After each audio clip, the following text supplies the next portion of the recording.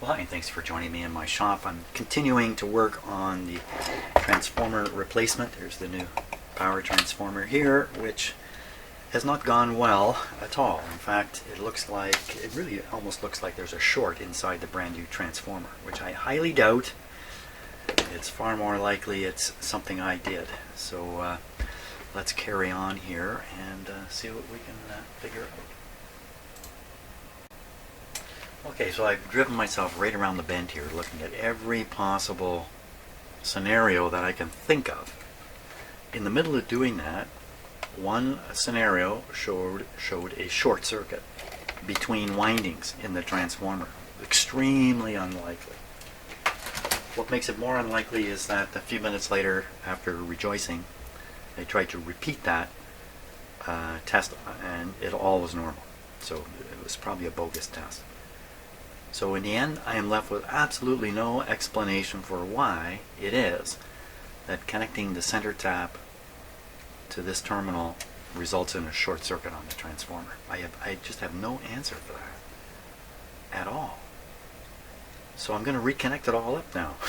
I'm going to reinstate the problem and just see if it somehow hasn't gone away. And So at this point, both secondaries are disconnected. The center tap on the high voltage winding is disconnected, but the outer winding is still connected to the socket in here. The speaker's unplugged. So all we're really energizing really is just the first part of the filter capacitor, I believe. One section of the filter capacitor. I've checked the resistance of the filter capacitor to the chassis. It's up in the millions of ohms. So I can't see how that's a short circuit. I can't see how a short circuit even enters into this, oddly enough. Okay, so with everything disconnected, I'll turn the power on. Last time the light did not come on, and I was all happy. And I think we saw 120 volts here. Okay, which tells me everything is normal. Let's see, is everything still normal? 120 volts, so everything is normal. Get that off there, Jim. Watch out, man. Careful. Power off. And we'll reconnect the center tap. Just gonna clip it on temporarily here. Make sure the power's really off.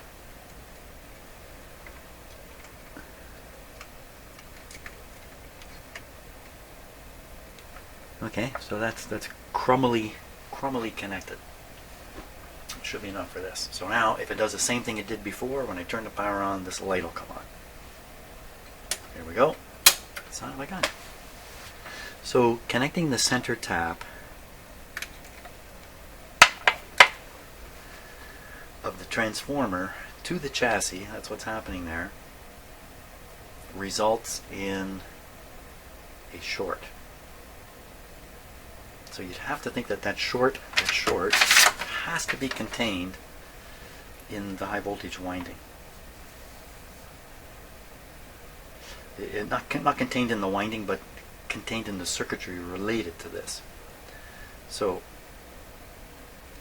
what's happening is the center, I'm just going over this in great detail here. The center tap is going to the chassis ground. I can see it. There's no question about it. One of the two red wires is going to the capacitor. Here it is here. From the terminal of the tube, and the other one is going to the other tube position. Well, you know what? Let me look in the book here. It's a 5Y4.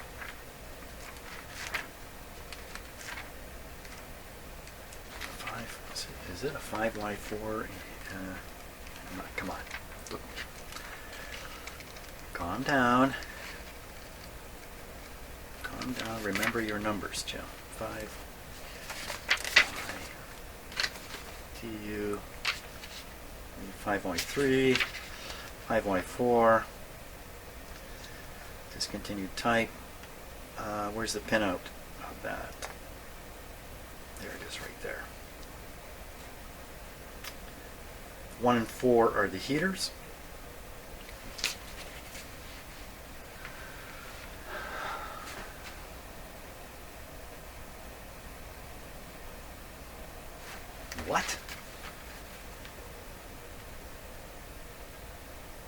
1 and 4.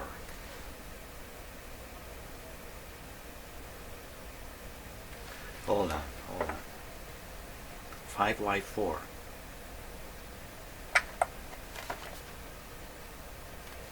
Oh, I see. I'm looking at the wrong. Come on, Jim. Wake up a little bit. Okay. 7 and 8 are the heaters. Yeah, I've been in here a long time and I'm starting to lose my brain. Oh, well, that's not at all how this is wired. Okay, so 3 and 4 are the plate. Well, I've got it wired backwards.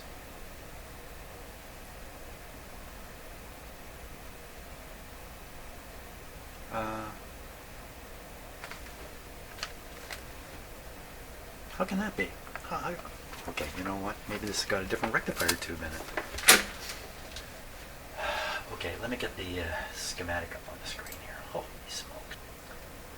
Okay, I found my error, and it's a little bit brainless, but you know, there's always a reason why mistakes occur.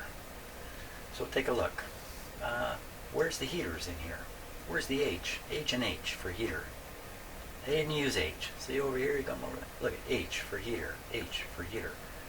On this tube they used F for, I don't know, F for fun?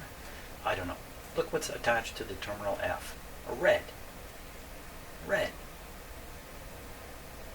Okay, so then look here. See, right, this is P1, P2, but does that look like a P to you? No. It's actually P number 1. P number 2. But I didn't see that. Instead, I saw brown. Oh, brown? Well, brown must be low voltage, red must be high voltage. Isn't that how it works? No. So I ended up actually wiring this transformer backwards. So in a sense, not in a sense, in fact, I've got the high voltage applied right to the heater here, and that's introducing all the problems. So switch the wires around. What a dumb move on my part. Or is it? Anyway, that's that's what happened. Okay, I've wired everything back except the 120 volt lead to the switch here, because the switch is showing up as defective. How true is that? Let's find out. I'm just going to put this right across the switch terminals.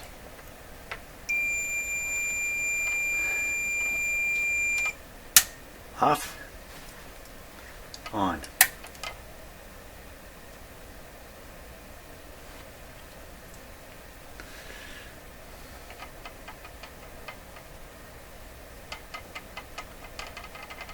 That should be 0.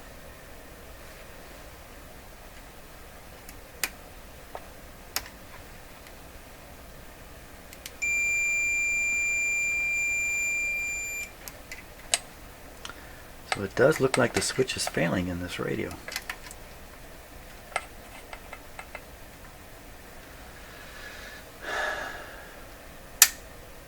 Open.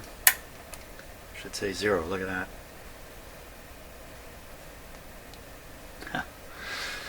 Okay. Boy, oh boy, oh boy, oh boy, oh boy. So in this case, what I've done in the past, there's a couple ways to treat this. One is you short the switch out and rely on plugging and unplugging the radio. It's not the worst thing in the world, because a radio like this probably should sit unplugged anyway, just because. You probably shouldn't leave it plugged in. That's a small hassle and a bit of a disappointment for the radio owner that he can't turn it on and off this way. I have heard about cleaning these switches, and I have heard about taking them apart and putting them back together. I have tried to clean the switch thing and it has worked. So why don't we try that? You know, the idea of spraying goop into a power switch is a little bit unnerving.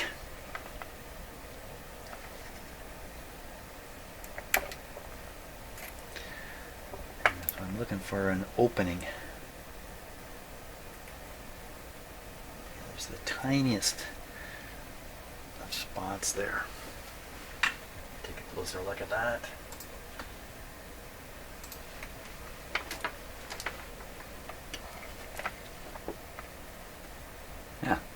bit of spray in there.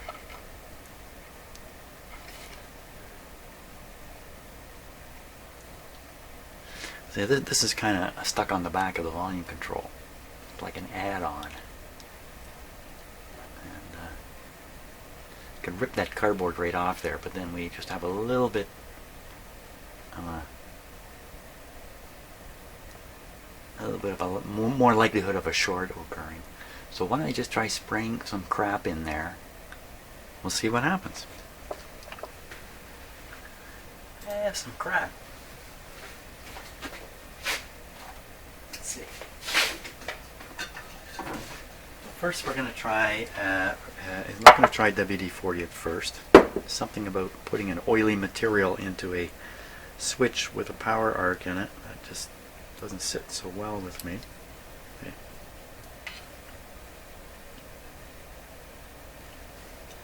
And this is a really heavy-duty contact cleaner. You might use this in a car or something like that. So I'm just gonna hope some of this goes in there.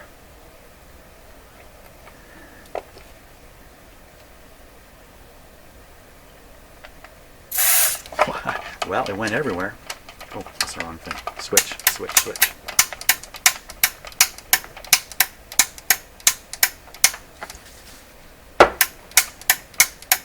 If I start talking funny, it's because of the gas.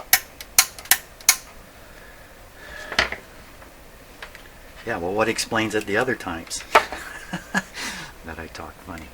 Okay.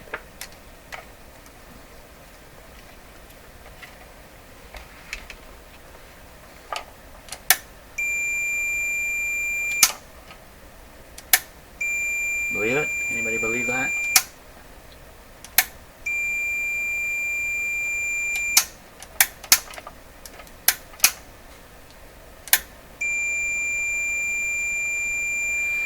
Happy day on that.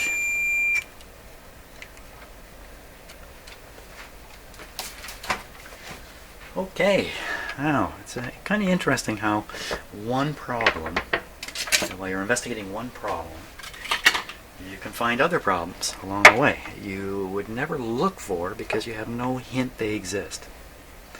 Although I'm sure this switch problem was going to show up at some point. Okay, get that wire back on there. We're ready to turn this guy on again. You know what? I think what I've learned here is that crossing your fingers doesn't really help out the situation. So I have my fingers crossed. I even sent an email to the owner telling him today's the day for the transformer. Cross your fingers. It's Transformer Day in Jim's shop. Oh, that didn't work out.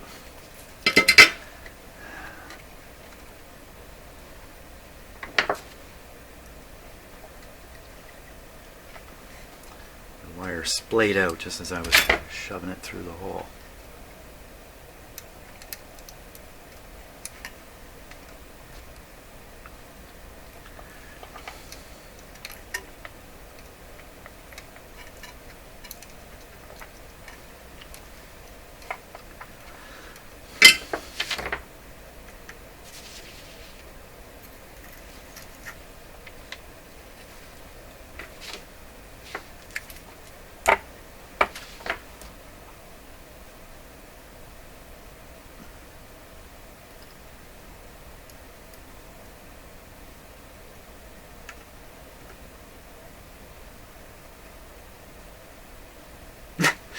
Soldering iron turned off. There we go.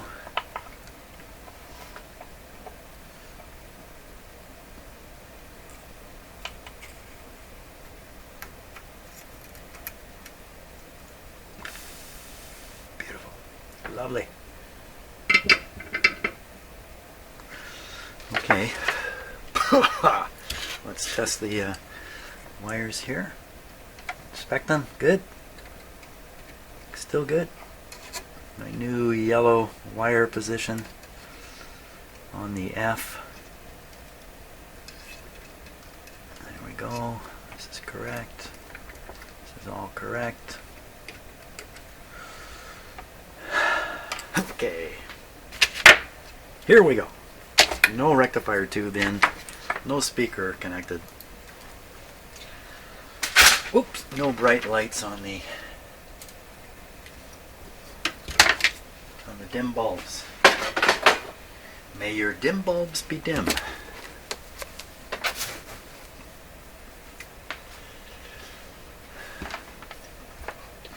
Okay, I'm a little excited now. Okay, once again, switch is, okay, off. We'll start with a switch off. We should see 120 volts or something like that. Here, no light. Yeah, and 124. Okay, power off. Switch on. You ready? I'm ready. Hot diggity dog. We have 6 volts on the light. At least. It's pretty darn bright. Probably we got 7 volts on the light. Let's put the tubes in. Well, this whole shebang is going now, isn't it? I mean, the high voltage should be on there. Next step, power off. Plug in the speaker. Energize the rest of the radio. Plug in the speaker. Energize the rest of the radio with high voltage. Ready? Everybody ready? No, there won't be any high voltage because the tube is missing. Okay, so that's a bogus test. Tube in. Rectifier tube in. 5Y4.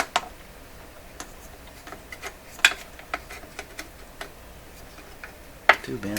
Oop.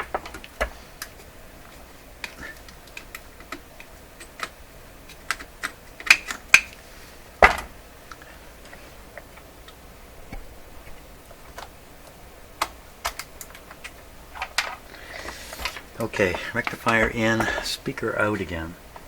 Now, what this will do is it'll generate the high voltage. Once the rectifier tube warms up, I'll be able to see the winding on the rectifier tube and the filament rather, and half the power supply, the first half of the capacitor. This should still come on. Take a moment for the high voltage to show up. Let's measure the high voltage. Let us measure the high voltage as it shows up. That sounds like a fun thing to do. So the high voltage is going to show up here relative to the chassis. Put this on. I'm expecting a pretty high voltage here.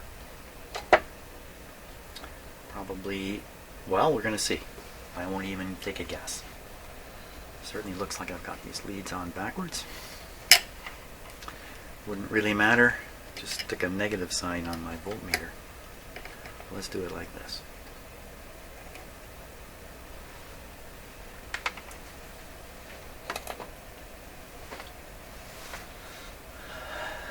Another deep breath. Still using dim bulbs.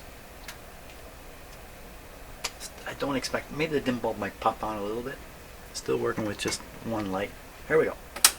Popped on a little bit. How come we're not seeing any voltage? Here it comes. Okay, hold on right around there. Hold it, hold it, hold it, hold it. Don't go any higher. We're trying to hit, I think around 300 maybe here at this point.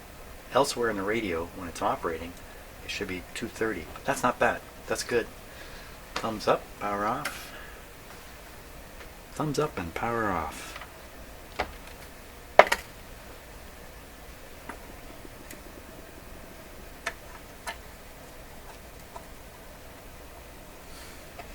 Okay, we have more of the radio energized now. I'm going to put this back on.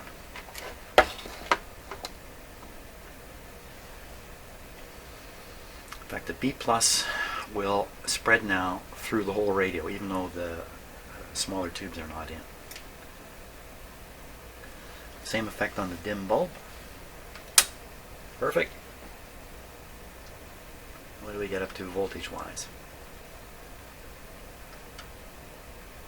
Around 250.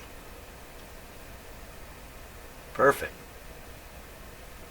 Oh, This is what should have happened when I first put the transformer in. I didn't have to go through all that rigmarole. You know what I was thinking? That the diagram I relied on to show me how to wire this is what caused the problem. My misinterpretation of this diagram. But at the same time, the diagram made it real easy. Real easy to make a mistake. So now the power's off. We're going to stick the rest of the tubes in. This is the output tube.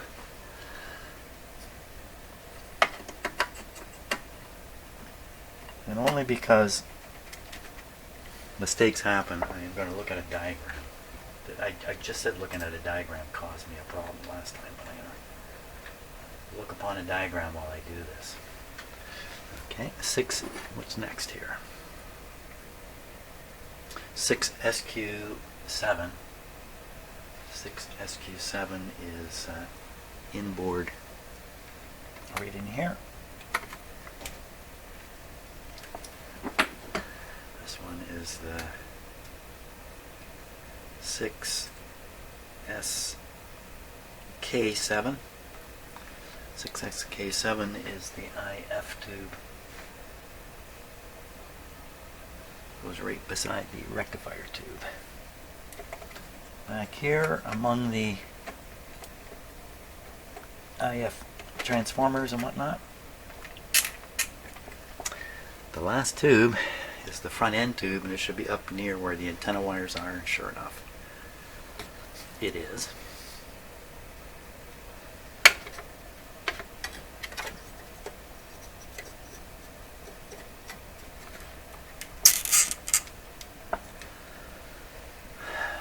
Okay, baby, now speaker's plugged in.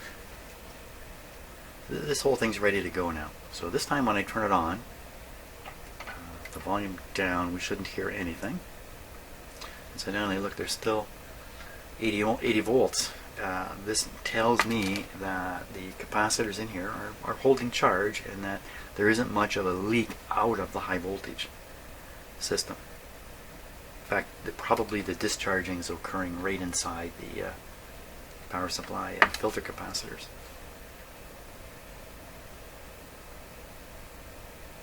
I can think of no reason not to proceed.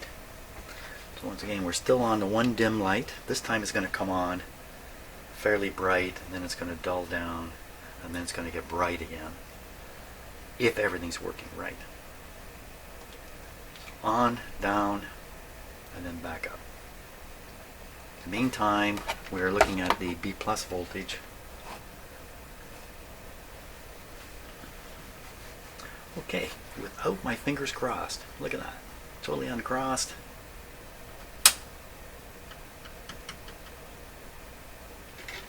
Oh. Okay, armed and dangerous. Lights on. It's on pretty high. Okay, it's dulling down. You see this start firing up. Once we get B plus in the radio, heater's going, this should be pulled back up. This should get brighter again. Come on, baby.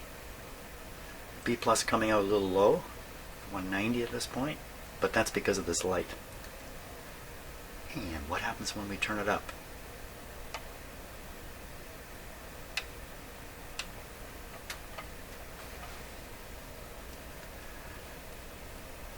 Not a thing happens. Not to get too worried now. Did I put all the tubes in? I'm pretty sure I did. Tubes are warming up. All tubes are warming up. Did I plug the speaker in? I did, didn't I? I'm sure I did. Yes, I did.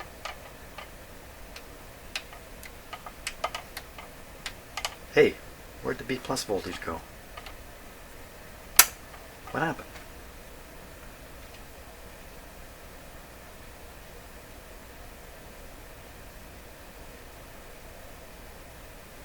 Anybody see what happened? Oh my gosh. This radio is driving me wacko. What happened?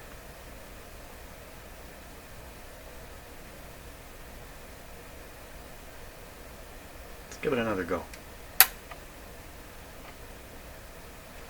Maybe the voltage supplied to the radio is so ridiculously low. It's 50 volts right now supplied to the radio. And you know, I don't think it's going to get much higher. Let's screw in the other light bulb, and I'll bet you the whole thing comes to life. Now we're talking B+.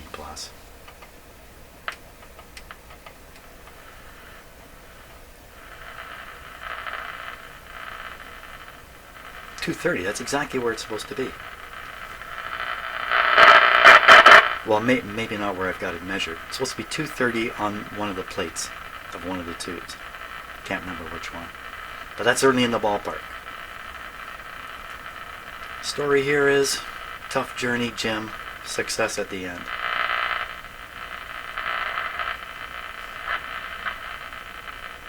Oh, you know what? I still have this on dim bulb. Let's undim it.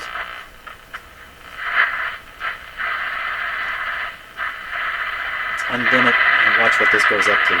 It's going to go up. It's going to go up. It doesn't go up too much. Of course, you know what I'll do? Let's figure out which tube it is that's supposed to have the 230 on it, and watch that. Okay, so 230. Oh, wait a minute. There's a table. 230 on the plate of almost anything. 230 on the plate of the 6SA7 or 6SQ7. Either one. Take this off here. Plate. Can you remember? Can you remember, Jim? Which one's the plate? No. Easy to find out. We'll go after 6SQ7. 6SK7. 6SK7. Plate is 8. Plate 8. 8 right there. This is the plate. It's going to quiet the radio though. That's okay.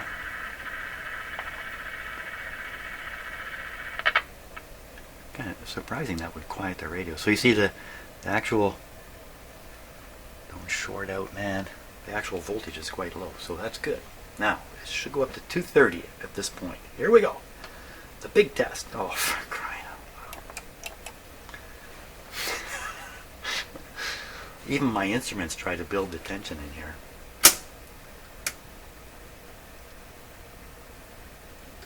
$220 is the result. Fantastic. Look at the radios. So it doesn't really have an antenna hooked up.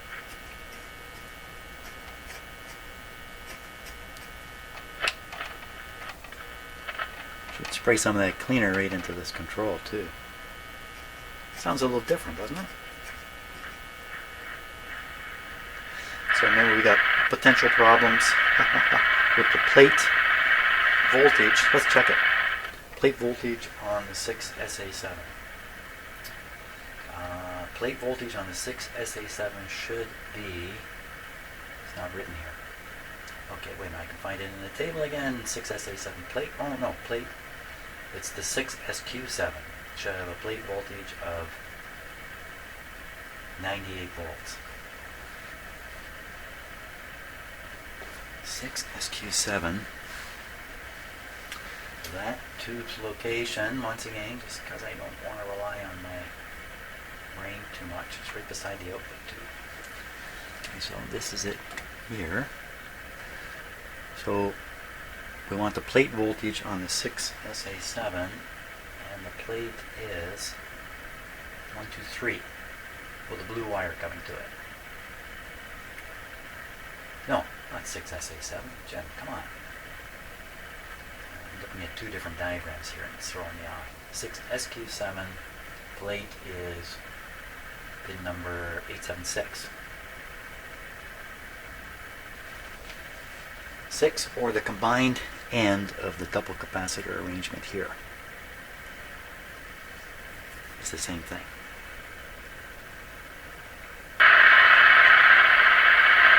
That's why the volume was down. 90, it's right on the money. It's supposed to be 93.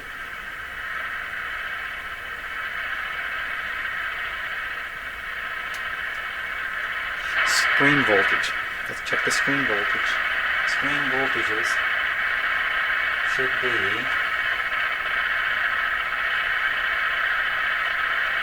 100 volts on the far side of this resistor here.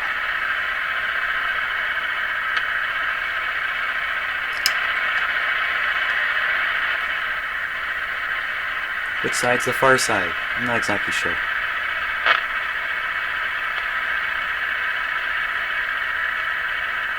Look at that. It's the proper screen voltage. Now what about the output tube? We've got a couple things to check on the output tube. Output tube voltage across the cathode resistor.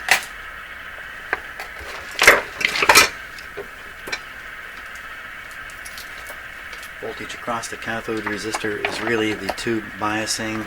Book said minus 24. Last measurement I think was 7. Minus 7. So we're hoping this is a little higher, a little more negative. So we're going output tube, grid. Grid is grid of the output tube. Grid is number 8765. Pin 5. You know what? It's the other side of one of these two capacitors. We'll find a negative voltage. It might get noisy. Okay, so there's a... Hey, this didn't work out. It's because I don't have this. Try again. One of these two should show like minus 7 or something like that. Hey, what's going on?